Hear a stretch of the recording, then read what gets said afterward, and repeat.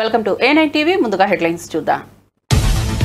రేవంత్ రెడ్డిపై కేటీఆర్ తీవ్ర వ్యాఖ్యలు. సీఎం వ్యాఖ్యలు తెలంగాణకు శాపమన్న కేటీఆర్. అత్యంత అసమర్థత ముఖ్యమంత్రి రేవంత్ రెడ్డి అని విమర్శ. రేవంత్ రెడ్డి వల్ల తెలంగాణ ప్రతిష్ట దెబ్బతింటోందని ఆవేదన.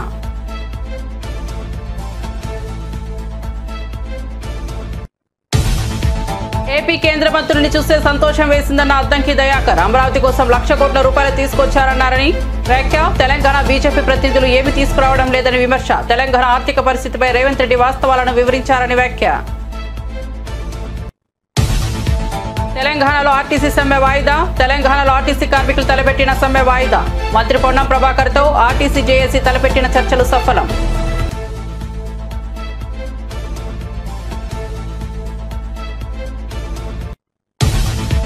దేశంలోనే అత్యుత్తమ రాజధానిగా అమరావతి అవుతుందన్న ఉండవల్లి శ్రీదేవి.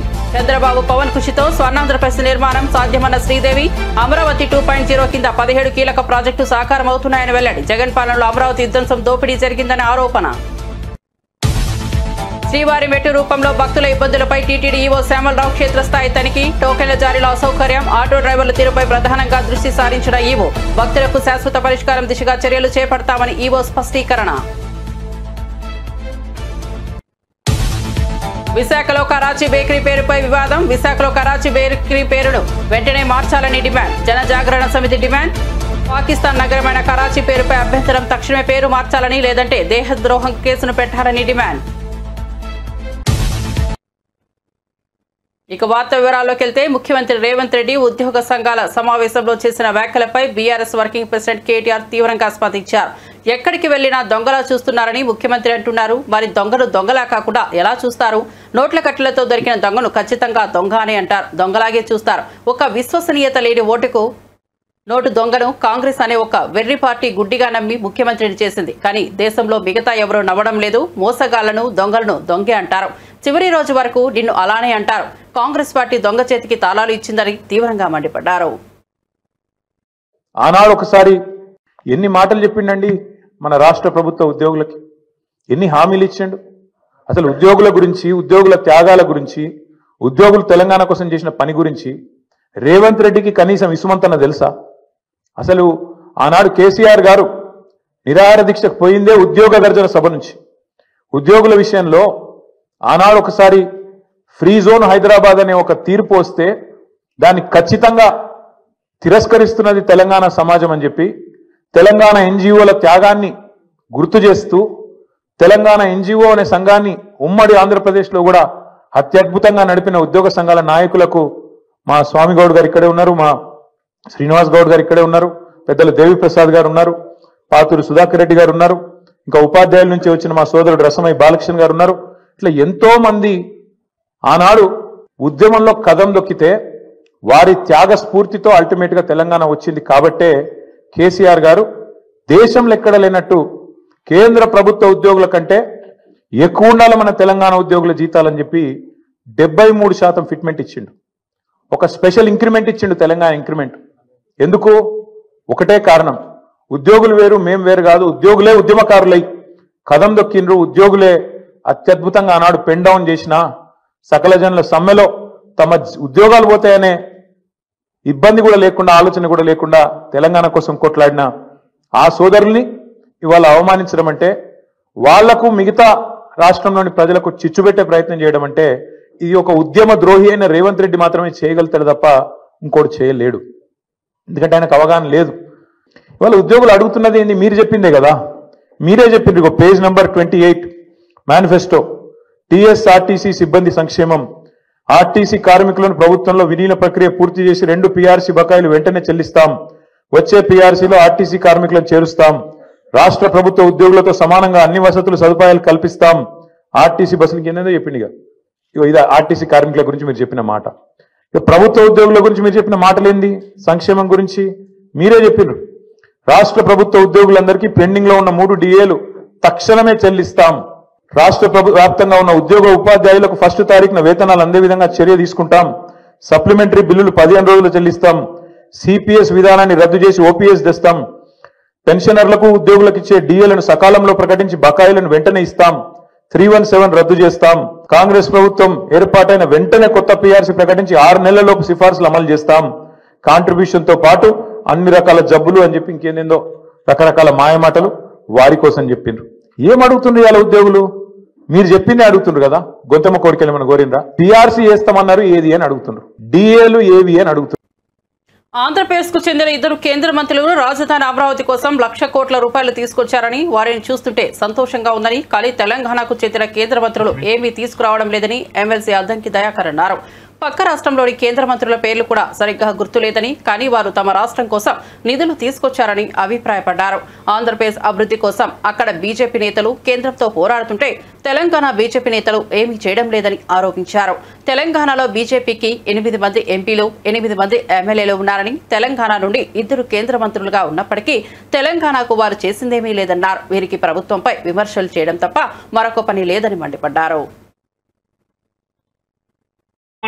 పథకాలన్నీ మావే, మేం చేసినే, మేం పెట్టినాయి అని అంటున్నాడు బండి సంజయ్. నేనంటున్నా, మీకు నిజంగా చిత్తశుద్ధి ఉంటే, మీకు నిజాయితీగా రాజకీయాల పట్లనో ఈ తెలంగాణ ప్రజల పట్లనో మీకు చిత్తశుద్ధి ఉంటే మీరు శ్వేతపత్రం విడుదల చేయండి. మీ ప్రభుత్వం ఏమిచ్చిండ్రో ఈ రాష్ట్రానికి. గతంలో ఆయన కిషన్ రెడ్డి గారు చెప్పిన 9 లక్షల కోట్ల రూపాయలు ఇచ్చినామని చెప్పి టీఆర్ఎస్ ప్రభుత్వం హయాంలో. ఇలా తెలంగాణ ప్రభుత్వం ఎంత పన్నుల రూపంలో కడుతున్నామో, మాకెట్లా డెవల్యూషన్ ఆఫ్ ఫండ్స్ వస్తున్నాయని మేము అడగట్లే. మీరుగా ఈ రాష్ట్రానికి ప్రత్యేకంగా మీరు చేసిన పథకాలు, వాటి వివరాలు కనుక చెప్పితే ప్రజలు తెలుసుకుంటారు. కనీసం నిస్సిగ్గుగా, నిర్లజ్జగా మాట్లాడుతున్న పరిస్థితి. అలా ఈటల రాజేందర్ గారు of BRS, of BJP, same ఇక్కడ రాజకీయాలు ఉన్నట్టే ఉన్నాడు ఆయన. బీజేపీ కమలం కాడకు బీఆర్ఎస్ కాడ అంటుగట్టినట్టే ఆయన సగం ఆడా ఉన్నాడు, సగం ఈడా ఉన్నాడు. మరి మీరు ఫైనాన్స్ మినిస్టర్గా ఉన్నారు కదా, ఈ అరిష్టంతో చేస్తున్న, ఇంత పెద్ద ఎత్తున చేస్తున్న అప్పులు వద్దని చెప్పి నివారించిండ్రా? మీరు భరిస్తున్నారు. సరే, రాష్ట్రాల్లో ఆ స్థాయి ఆలోచన ఉందా లేదా బీజేపీ బీఆర్ఎస్ నాయకులకు అనేది వాళ్ళు ఆలోచించుకోవాలి. కానీ కాంగ్రెస్ పార్టీ ఒకవైపు బీజేపీ ప్రభుత్వంతో విధానపరమైన అంశాల్లో విమర్శలు చేస్తున్నప్పటికి కూడా జాతి భద్రత గురించి, శాంతి భద్రతల గురించి, వాటి విఘాతం గురించి జరిగే అంశాల్లో, దేశ భద్రతకు వచ్చే నష్టం విషయంలో మా నాయకులు, కేంద్ర నాయకులంతా కూడా ప్రభుత్వం తీసుకున్న నిర్ణయాలకు సమర్థిస్తున్న ఈ క్రమంలో ఒక ఏం పదం వాడాలి వాళ్ళు, పిచ్చి కుక్కల్లాగా ఈ అరుసుడు చూస్తే ఏమనుకోవాలనో అర్థం కావట్లేదు. సరే, తెలియని వాళ్ళ అంటే కాదు. ఒక ఆయన ఫైనాన్స్ మినిస్టర్గా చేసిండు గతంలో, ఇదే కేసీఆర్ ఇలాకాలో హయాంలో. ఒక ఆయన ఏమో కేంద్ర మంత్రిగా ఎలగబెడుతున్నాడు. ఒక ఆయన ఏమో ముఖ్యమంత్రి కొడుకు, నేనే సగం ముఖ్యమంత్రి అని తిరిగిన ఆయన ఒక ఆయన ఇష్టానుసారంగా మాట్లాడుతున్నారు. ఇలా బీఆర్ఎస్ బీజేపీ నాయకులు మాట్లాడడానికి కనీసం బుద్ధితోనన్నా మాట్లాడాలి కదా. ఎట్లాగూ నోటి శుద్ధి లేకున్నా సరే, ఆర్థిక విధ్వంసం, ఒక రకంగా చెప్పాలంటే ఆర్థిక విధ్వంసం, విస్ఫోటం ఈ రాష్ట్రంలో చేసిన బీఆర్ఎస్ ఇలా తగుదునమ్మా అని మాట్లాడుతున్నాడు. మనోనికేమో కాలుకు పుండైన గుణమేం మానలే. తిరుమల శ్రీవారిని కాలినడకన దర్శించుకునే భక్తుల సౌకర్యార్థం శ్రీవారి మెట్టు మార్గంలో వసతులను మరింత మెరుగుపరుస్తామని టీటీడీ ఈవో జె శ్యామలరావు భరోసా ఇచ్చారు. ఈ మార్గంలో దివ్య దర్శనం టోకెన్లు పొందేందుకు భక్తులు పడుతున్న ఇబ్బందులు, ఆటో డ్రైవర్ల నుంచి ఎదురవుతున్న అసౌకర్యంపై అందిన సమాచారం మేరకు ఆయన క్షేత్రస్థాయిలో పరిస్థితిని సమీక్షించారు. ఈ తనిఖీలలో టీటీడీ అదనపు EO CH Venkaiah Chowdary, JEO V Veerabrahmam కూడా పాల్గొన్నారు. ఈ సందర్భంగా ఈవో శ్యామలరావు మాట్లాడుతూ, శ్రీవారి మెట్టు మార్గంలో టోకెన్ల కోసం భక్తులు తీవ్ర ఇబ్బందులు ఎదుర్కొంటున్న విషయం తమ దృష్టికి వచ్చిందని తెలిపారు. ఆటో డ్రైవర్ల నుంచి కూడా సరైన సహకారం లభించడం లేదని, వారు టీటీడీ కల్పిస్తున్న సౌకర్యాలను తమ స్వప్రయోజనాలకు వాడుకుంటూ భక్తుల నుంచి అధిక ఛార్జీలు వసూలు చేస్తున్నారన్న ఆరోపణలు కూడా ఉన్నాయని పేర్కొన్నారు. ఈ సమస్యలకు శాశ్వత ప్రాతిపదికన పరిష్కారం కనుగొనేందుకు చర్యలు తీసుకుంటామని ఈవో స్పష్టం చేశారు. దర్శించుకోవడానికి వెళ్ళే భక్తులకి 3,000 నుంచి 4,000 టికెట్లు ఇస్తున్నాము. ఇక్కడ భక్తులు టికెట్లు పొందడానికి ఒక్కొక్కసారి రష్ ఎక్కువగా ఉన్నప్పుడు ఇబ్బందులు పడుతున్నారు. ఆటోల దగ్గర నుంచి కోఆపరేషన్ లేదు, కొంత ఎక్స్ప్లాయిటేషన్ కూడా చేస్తున్నారు అనేది మీడియాలో అది చూసాము. మేము కూడా వచ్చి అబ్జర్వ్ చేస్తాము. అది పోలీసు విభాగం నుంచి ఆ విషయాల్లో చూస్తున్నారు. ఇంకేమన్నా పర్మనెంట్గా ఏమన్నా దీనికి ఏమన్నా చేయొచ్చా అనేది పరిశీలిస్తున్నాము. దీనికి వేరే ఆప్షన్స్ ఏమున్నాయి, వేరే విధంగా ఏ విధంగా చేస్తే భక్తులకు వచ్చి ఉన్న ఇబ్బందులు ఎలా తొలుగుతాయి అనేది చూస్తున్నాం. బస్సులు ఏమన్నా పెంచడానికి అవకాశం ఉందా, ఉచిత బస్సులు నుంచి కౌంటర్లు ఏమన్నా పెంచడమా, వేరే చోట పెట్టడమా, ఇవన్నీ కూడా పరిశీలిస్తున్నాం. పహల్గామ్ ఉగ్రదాడి నేపథ్యంలో విశాఖపట్నం నగరంలోని వెంకోచిపాలెంలో ఉన్న కరాచీ బేకరీ పేరు వివాదాస్పదంగా మారింది. ఈ బేకరీ పేరును తక్షణమే మార్చాలంటూ జనజాగరణ సమితి ప్రతినిధులు డిమాండ్ చేస్తూ ఆందోళనకు దిగారు. పాకిస్తాన్కు చెందిన నగరం పేరును భారతదేశంలో ఒక వ్యాపార సంస్థకు పెట్టడం ఎంతవరకు సమంజసమని వారు ప్రశ్నించారు. విశాఖపట్నంలోని డైమండ్ పార్క్ రోడ్డులో ఉన్న కరాచీ బేకరీ ఎదుట జనజాగరణ సమితి సభ్యులు నిరసన కార్యక్రమం చేపట్టారు. పాకిస్తాన్లోని ప్రధాన నగరమైన కరాచీ పేరును బేకరీకి పెట్టడాన్ని వారు తీవ్రంగా వ్యతిరేకించారు. ఇది దేశ ప్రజల మనోభావాలను దెబ్బతీయడమేనని సమితి ప్రతినిధులు ఆగ్రహం వెలుబుచ్చారు. బేకరీ యాజమాన్యం వెంటనే స్పందించి పేరును మార్చాలని వారు కోరారు. ఏపీ రాజధాని అమరావతి దేశంలోనే అత్యుత్తమంగా రూపుదిద్దుకుందోనుందని మాదిగ రిజర్వేషన్ చైర్మన్ ఉండవల్లి శ్రీదేవి ధీమా వ్యక్తం చేశారు. తెలుగుదేశం పార్టీ కేంద్ర కార్యాలయంలో ఏర్పాటు చేసిన మీడియా సమావేశంలో ఆమె మాట్లాడారు. ముఖ్యమంత్రి చంద్రబాబు నేతృత్వంలో అమరావతి పునఃనిర్మాణ కార్యక్రమాలు అత్యంత వైభవంగా ప్రారంభమయ్యాయని, ప్రపంచానికి దీటైన రాజధాని నిర్మాణానికి ఆయన అహర్నిశలు శ్రమిస్తున్నారని తెలిపారు. ప్రధాని నరేంద్ర మోదీ 49,000 కోట్ల విలువైన 74 పనులకు శంకుస్థాపన చేయడం, కేంద్ర ప్రభుత్వం అమరావతి పునఃనిర్మాణానికి సంపూర్ణ మద్దతు ప్రకటించడం రాష్ట్ర అభివృద్ధికి శుభ పరిణామమని శ్రీదేవి అన్నారు. ముఖ్యమంత్రి చంద్రబాబు, ఉప ముఖ్యమంత్రి పవన్ కళ్యాణ్ కలిసికట్టుగా ఈ పనులు పూర్తి చేయాలని ప్రధాని సూచించారని గుర్తు చేశారు. ఐటీ శాఖ మంత్రి నారా లోకేష్ కృషి కూడా అమరావతి నిర్మాణంలో కీలకమని ప్రశంసించారు. నుంచి సంపూర్ణ మద్దతు ఉంటుంది. అంతేకాకుండా ఇంద్రలోక రాజధాని అమరావతి, మరి ఆంధ్రప్రదేశ్ రాజధాని అమరావతి అంటే స్వర్ణాంధ్రప్రదేశ్కి ఈ నిర్మాణాలు ఒక శుభ సంకేతం. ఇవి కాంక్రీట్స్ కాదు, ఏపీ ప్రగతికి, వికసిత్ భారత్కి బలమైన పునాదులు అని చెప్పడం జరిగింది.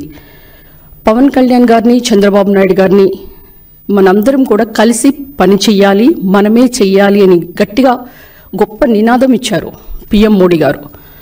ఎప్పుడైతే రాజధాని అమరావతి పనులు రీస్టార్ట్ అయినాయో వైసీపీ జగన్ ముఠా గుండెల్లో వేదన స్టార్ట్ అయింది. వెంటనే మరి మీరు గమనిస్తే అవినీతి విషపత్రిక సాక్షి పేపర్లో వాళ్ళ విలేకరి ఒకటి వ్యాసం రాస్తాడు. అదేంటంటే వేదంలో రాజ్యం, వేడుకలో రాజధాని. అసలు వేదంలో ఉంది ఎవరు? అశేష ప్రజానికం, నాయకులు, ఎన్డీఏ కూటమి ప్రజలందరూ కూడా తరలి వచ్చి పిఎం మోడీ చేతుల మీదుగా మరి అమరావతి పునర్నిర్మాణ ప్రారంభం అయితే మరి ప్రజలందరూ ఎంతో సంతోషంగా ఉంటే, గత ప్రభుత్వంలో మీరు గమనిస్తే కేసులు, ధన ప్రాణ నష్టాలు, ప్రజలు బిక్కుబిక్కుమంటూ బ్రతికిన రోజులు.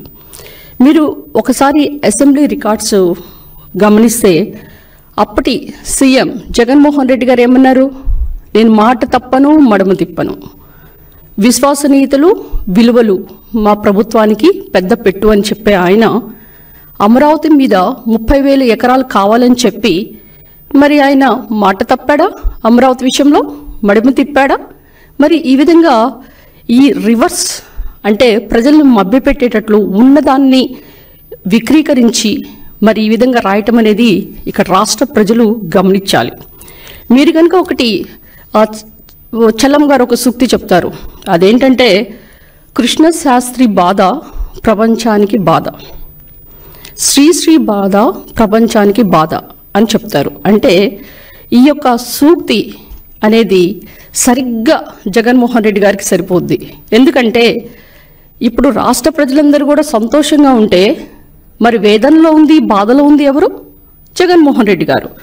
ఆయన కనుక ఆయన చెప్పిన మాటలు అమరావతి గురించి ఏ విధంగా మరి అమరావతిని అటకెక్కించారో, పనులు ఏ విధంగా చేయకుండా మరి అమరావతిని కొల్లబడిచారో రాష్ట్ర ప్రజలందరూ దాన్ని గమనించాలి.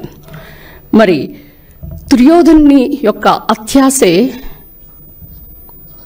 కురువంశం నాశనం. అంటే ప్రతిదానికి కూడా నాకే కావాలి, నేనే దోచుకోవాలి, దోచుకో పంచుకో తినుకో అని కాన్సెప్ట్లతో అక్కడ రాజధాని పనులు అటకెక్కించి రోడ్లను తవ్వేసి కంకర్లు కొట్టేసి మరి ఆయన చేసిందేంటి? కార్యకర్తలకి అక్కడ వైసీపీ బాపట్ల ఎంపీ అయిన నందిగం సురేష్కి దోచిపెట్టాడు. తెలంగాణ పేద రాష్ట్రం కాదు, దేశంలోనే అత్యధికంగా వరి పండించే రాష్ట్రమని, నిజాం కాలం నుంచే రైల్వే రవాణా వ్యవస్థలు ఉన్నాయంటూ ఎంపీ ఈటెల రాజేందర్ పేర్కొన్నారు. కాకతీయులు నిర్మించిన చెరువులు తెలంగాణలో అభివృద్ధికి అద్దం పడతాయని చెప్పారు. అలాంటి తెలంగాణను ముఖ్యమంత్రి రేవంత్ రెడ్డి దివాలా తీశాడంటూ దివాలా కోరు మాటలు మాట్లాడుతున్నారని ఎద్దేవా చేశారు. సన్న బియ్యంతో అన్నం తిన్న మొట్టమొదటి రాష్ట్రంగా తెలంగాణ నిలిచిందని గుర్తు చేశారు. పరిపాలించే అనుభవం లేకుండా రేవంత్ ఏం మాట్లాడాలో కూడా తెలియక మాటలతో తప్పుదారి పట్టిస్తున్నారని విమర్శించారు. పాలన అనుభవం లేనివాడు పాలకుడిగా ఎలా ఉంటాడో ప్రజలు గమనిస్తున్నారని హెచ్చరించారు. అనుభవం లేక ఏది మాట్లాడనో, ఏది మాట్లాడకూడదో, ఏది చేయాలనో, ఏది చేయకూడదో ఆ గంభీరత లేనటువంటి రేవంత్ రెడ్డి ఇవాళ చివరికి తెలంగాణ రాష్ట్రాన్నే ఒక దివాలాకోరు రాష్ట్రంగా, తెలంగాణ ప్రజల్ని ఎందుకు పనికిరాని వాళ్ళుగా ఇవాళ చిత్రీకరించే ప్రయత్నం చేయడాన్ని తీవ్రంగా ఖండిస్తున్నాం. తెలంగాణ ప్రజలారా, మీరు లోతుగా ఈ సందర్భంలో ఆలోచించాల్సిన అక్కడ ఉంది. నిజంగా రేవంత్ రెడ్డి గారు చెప్పేది నిజమా? దానికి వాస్తవాలు ఏంటి తెలుసుకోవాల్సిన అక్కడ ఉన్నది. నిన్నటి దాకా శాసనసభలో 10 సంవత్సరాల కాలం పాటు పర్ క్యాపిటా ఇన్కంలో నంబర్ 1 తెలంగాణ, వరి ఉత్పత్తిలో నంబర్ 1 తెలంగాణ, జిఎస్డిపి పెరుగుదలలో నంబర్ 1 తెలంగాణ, 4 కోట్ల జనాభా అయినప్పటికీ కూడా అనేక రాష్ట్రాల కంటే కూడా బడ్జెట్లో అత్యధిక పెట్టిన రాష్ట్రం తెలంగాణ. ఇవాటికి నిన్న మొన్న కూడా బట్టి విక్రమార్క గారు పెట్టిన బడ్జెట్ 3,04,000 కోట్లు అనుకుంటా నాకు తెలిసి.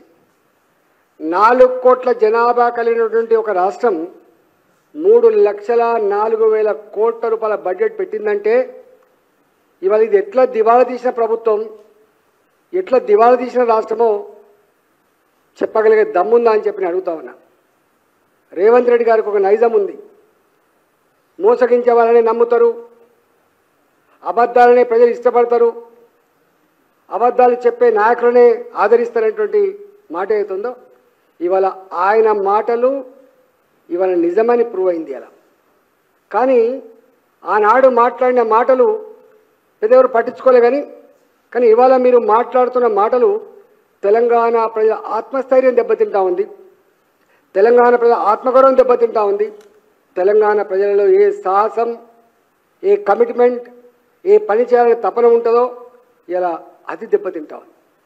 నువ్వు ధ్వంసం చేస్తున్నది నీకు అధికారం ఇచ్చిన కర్మానికి, నువ్వు ధ్వంసం చేస్తున్నది నీ కాంగ్రెస్ పార్టీని మాత్రమే కాదు, నువ్వు ధ్వంసం చేస్తున్నది తెలంగాణ సమాజాన్ని ధ్వంసం చేస్తున్నావు, తెలంగాణ రాష్ట్ర గొప్పతనాన్ని ధ్వంసం చేస్తున్న విషయాన్ని నువ్వు మర్చిపోద్దని చెప్పి నేను మనవి చేస్తా ఉన్నా. ఇవాళ నేను ఆర్థిక మంత్రిగా పనిచేసిన 5 సంవత్సరాలు. నేను మొట్టమొదటి ఆర్థిక మంత్రిగా పనిచేసిన 2014 నుంచి 2018-19 వరకు 6 బడ్జెట్లు ప్రవేశపెట్టిన. 2014 జూన్ 2వ తారీఖు నాడు తెలంగాణ రాష్ట్రం ఏర్పాటైన తర్వాత ఫస్ట్ బడ్జెట్ని మొదలుపెట్టి 2018-19 వరకు 6 బడ్జెట్లు ప్రవేశపెట్టిన.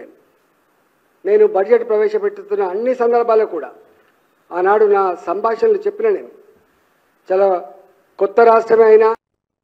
విశాఖ జిల్లా పద్మనాభం మండలం కృష్ణాపురంలో ఏర్పాటు చేసిన ఎంఎస్ఎంఈ మీటింగ్ లో టీడీపీ స్టేజ్ అకస్మాత్తుగా కూలిపోయింది. ఈ ప్రమాద సమయంలో స్టేజ్ పై మంత్రి కొండపల్లి శ్రీనివాస్, ఎమ్మెల్యే గంటా శ్రీనివాస్ ఉన్నారు. ఫోటోలు దిగేందుకు గ్రామస్తులు ఒక్కసారిగా స్టేజ్ పైకి ఎగబడడంతో బరువును తట్టుకోలేక స్టేజ్ కూలిపోయింది. అయితే మంత్రి, ఎమ్మెల్యేలు త్రుటిలో ప్రమాదం నుంచి బయటపడడం ఊపిరి పీల్చుకునేలా చేసింది. అక్కడికక్కడే పోలీసులు, పార్టీ కార్యకర్తలు స్పందించడంతో ఇద్దరు సురక్షితంగా బయటకు వచ్చారు. ఈ ఘటన కార్యక్రమంలో కలకలం రేపగా భద్రతా ఏర్పాట్లపై పలువురు అభ్యంతరం వ్యక్తం చేస్తున్నారు. కార్యక్రమాన్ని తాత్కాలికంగా నిలిపివేశారు.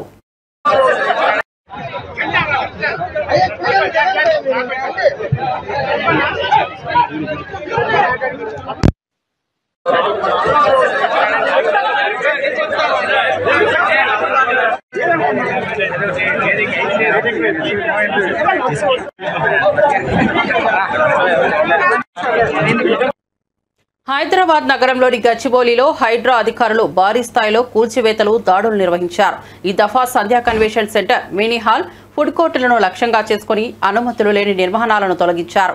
ఉదయం నుంచే 3 హిటాచ్ బుల్డోజర్లతో కూల్చివేతలు ప్రారంభమయ్యాయి. Fertilizer corporation of India employees housing society layout పరిధిలో రోడ్లు, పార్కులు వంటి ఉమ్మడి స్థలాలను ఆక్రమించి నిర్మించిన గదులు, రెస్టారెంట్లు తొలగించబడ్డాయి. ఘటనా స్థలంలో పోలీసులు బందోబస్తు ఏర్పాటు చేశారు.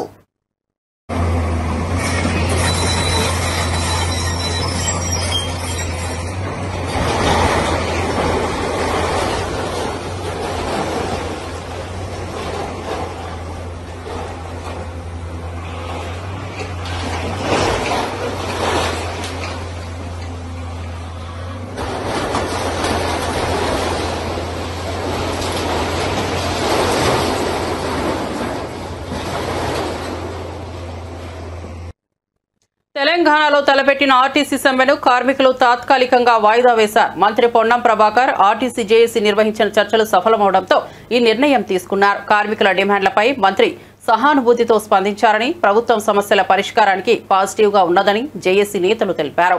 సమ్మె వల్ల ప్రజలకు అవలీలగా సమస్యలు తలెత్తకుండా ఉండేందుకు ఈ నిర్ణయం తీసుకున్నట్లు తెలిపారు. ఇకపై నిర్ణీత గడువులో ప్రభుత్వ స్పందన ఎలా ఉంటుందో చూసి తదుపరి కార్యాచరణ ప్రకటిస్తామని స్పష్టం చేశారు. అధికారులు, కార్మిక నేతల మధ్య చర్చలు కొనసాగనున్నాయి. తాత్కాలికంగా బస్సు సర్వీసులు యథావిధిగా కొనసాగనున్నాయి. రేవంత్ రెడ్డి మాటలు వింటుంటే ఏడుపొస్తోందని ప్రజాశాంతి పార్టీ అధ్యక్షుడు కేఏ పాల్ వ్యంగ్యంగా వ్యాఖ్యానించారు. తమ్ముడు రేవంత్ కి సూచనగా నాతో చేతులు కలుపు, అభివృద్ధి ఎలా చేయాలో నేర్పిస్తానని వ్యాఖ్యానించారు. తెలంగాణలో కేవలం మాటలతో ప్రభుత్వాన్ని నడిపిస్తున్న పరిస్థితిని ఎండగట్టారు. రేవంత్ పాలనలో ప్రగతి అనేది కనపడటం లేదని, అసలు అభివృద్ధి అంటే ఏంటో ఆయనకు తెలియదని పాల్ విమర్శించారు. రాజకీయ వేదికపై కాకుండా ప్రజా సమస్యలపై దృష్టి పెట్టాలని సలహా ఇచ్చారు. రాష్ట్రాన్ని అభివృద్ధి బాటలో నడిపించాలంటే నిజమైన సంకల్పం కావాలని కేఏ పాల్ తెలిపారు. తెలంగాణ ముఖ్యమంత్రి తమ్ముడు రేవంత్ రెడ్డి మాటలు వింటే ఏడ్పు వస్తుంది. మమ్మల్ని దొంగల్లా చూస్తున్నారు, మమ్మల్ని భిక్షగాల్లా చూస్తున్నారు, ఢిల్లీలో మాకు అపాయింట్మెంట్ లేవు, విదేశాల నుంచి డబ్బు తేలేము, శాలరీలు కట్టలేము, మమ్మల్ని మొక్కలు చేసుకొని తిన్నా వినండి చేస్తున్నా కోట్లకు వడ్డీ ఎవరు కడతారు? అదే పరిస్థితి ఆంధ్రప్రదేశ్ లో కూడా.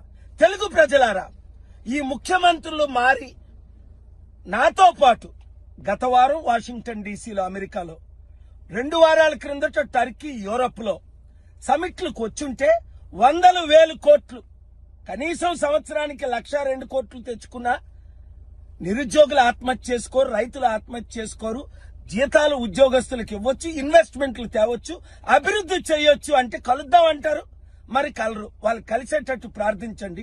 ఈ వీడియో వారికి చేరేటట్టు ప్రతి మీడియా బ్రాడ్కాస్ట్ చేయండి, షేర్ చేయండి. లేదంటే ఇప్పుడున్న రాజకీయ నాయకులు చిత్తుగా అన్ని పార్టీలు ఓడించి ప్రజాశాంతి పార్టీని గెలిపించి రాష్ట్రాన్ని, దేశాన్ని కాపాడుకుందాం. పెరిగిన విద్యుత్ ఛార్జీలను తక్షణమే తగ్గించాలంటూ డిమాండ్ చేస్తూ ఎన్టీఆర్ జిల్లా వైఎస్ఆర్సీపీ అధ్యక్షులు దేవినేని అవినాష్ విద్యుత్ నిలయం సీఎండీ కార్యాలయంలో అధికారులకు మెమో అందజేశారు. ప్రజలపై భారం పెడుతున్న ప్రభుత్వం వెంటనే నిర్ణయాన్ని వెనక్కు తీసుకోవాలని హెచ్చరించారు. ఆయన వెంట డిప్యూటీ మేయర్ బెల్లం Durga, floor leader Venkata Satyanarayana, senior నాయకుడు కడియాల బుచ్చిబాబు, కార్పొరేటర్లు, డివిజన్ ఇన్ఛార్జీలు పాల్గొన్నారు. పెరిగిన ఛార్జీలతో సామాన్య ప్రజలు తీవ్రంగా ఇబ్బంది పడుతున్నారని తెలిపారు. రాష్ట్ర ప్రభుత్వం ప్రజా వ్యతిరేక విధానాలను అవలంబించకుండా ప్రజల పక్షాన నిలవాలని వైఎస్ఆర్సీపీ నేతలు స్పష్టం చేశారు. ప్రతి నియోజకవర్గంలో గల కరెంటు ఛార్జీలు పెంచినందుకు నిరసనగా ఈరోజు ప్రతి నియోజకవర్గంలో సబ్స్టేషన్ ఎదురుగుండా కానివ్వండి, లేకపోతే సంబంధిత అధికారులు ఒక కార్యాలయం ముందు నిరసన కార్యక్రమం చేపట్టి అధికారులకి వినతి పత్రం ఇచ్చే కార్యక్రమం ప్రతి నియోజకవర్గంలో ఎన్టీఆర్ జిల్లా వైఎస్ఆర్ కాంగ్రెస్ పార్టీ ఆధ్వర్యంలో జరగటం జరిగింది.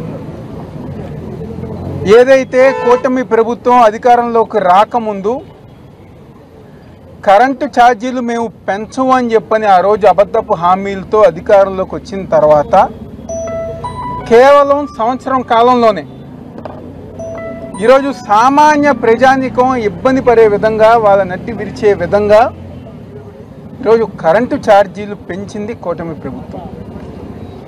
ఈరోజు మేము ప్రజల దగ్గరికి వెళ్తుంటే నిజంగా వాళ్ళ బాధ చూస్తుంటే మాకు బాధ వేస్తాను.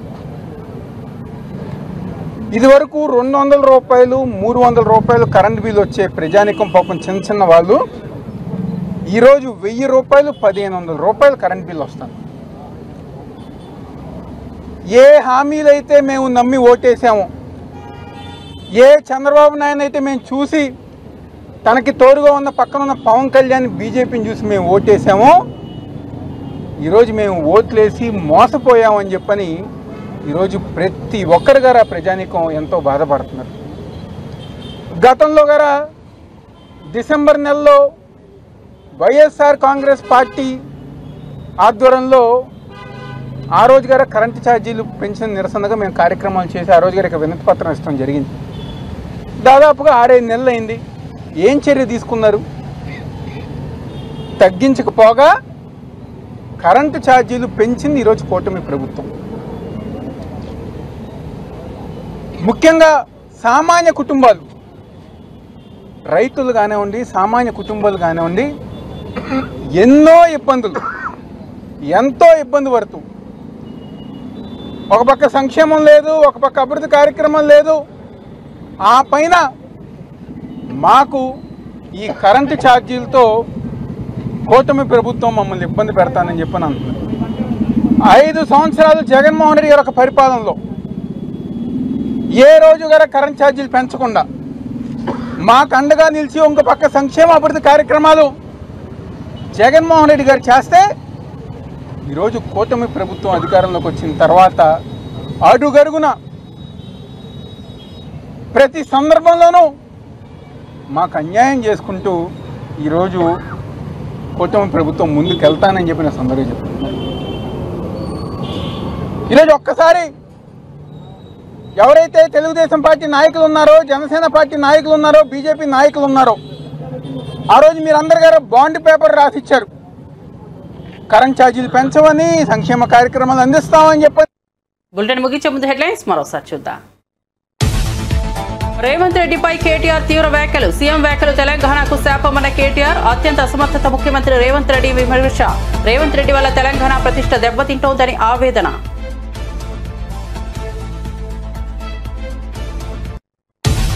ఏపీ కేంద్ర మంత్రుల్ని చూస్తే సంతోషం వేసిందన్న అద్దంకి దయాకర్. అమరావతి కోసం ₹1,00,000 కోట్ల తీసుకొచ్చారని, తెలంగాణ బీజేపీ ప్రతినిధులు ఏమీ తీసుకురావడం లేదని విమర్శ.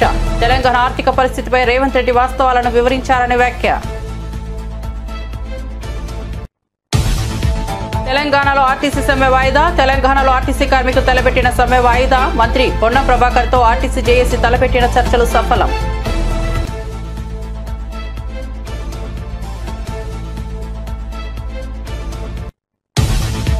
దేశంలోనే అత్యుత్తమ రాజధానిగా అమరావతి ఉండవల్లి శ్రీదేవి. చంద్రబాబు పవన్ కృషితో స్వర్ణాంధ్రప్రదేశ్ నిర్మాణం సాధ్యమన్న శ్రీదేవి. అమరావతి 2.0 కింద 17 కీలక ప్రాజెక్టు సహకారమవుతున్నాయని వెల్లడి. జగన్ పాలనలో అమరావతి విధ్వంసం దోపిడీ జరిగిందని ఆరోపణ. శ్రీవారి మెట్టు మార్గంలో భక్తుల ఇబ్బందులపై టీటీడీఓ శ్యామలరావు క్షేత్రస్థాయి తనిఖీ. టోకెన్ల జారీలో అసౌకర్యం, ఆటో డ్రైవర్ల తీరుపై ప్రధానంగా దృష్టి సారించిన ఈవో.